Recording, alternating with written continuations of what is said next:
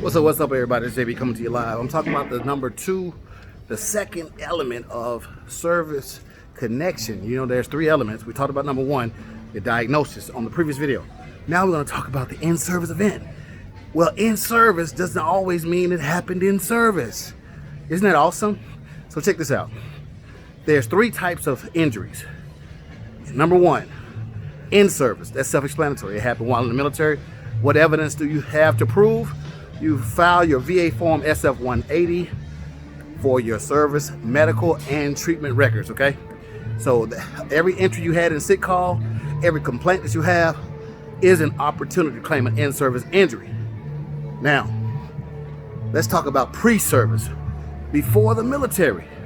Yes, you can get a service connection for something that happened before the military.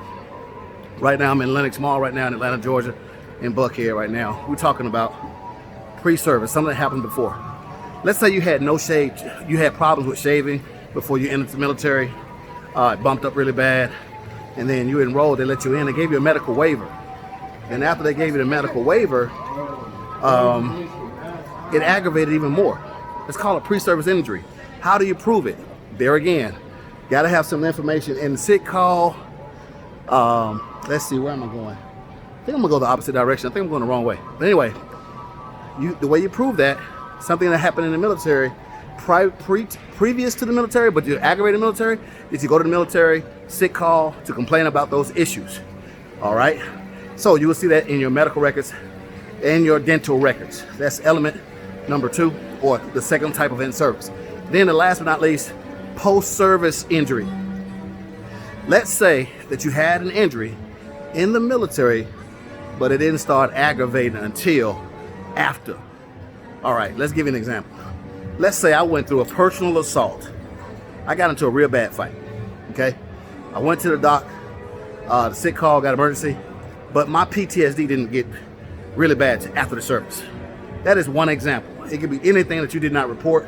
It could be a rape, sexual trauma, something like that. And you got buddy statements to collaborate the story.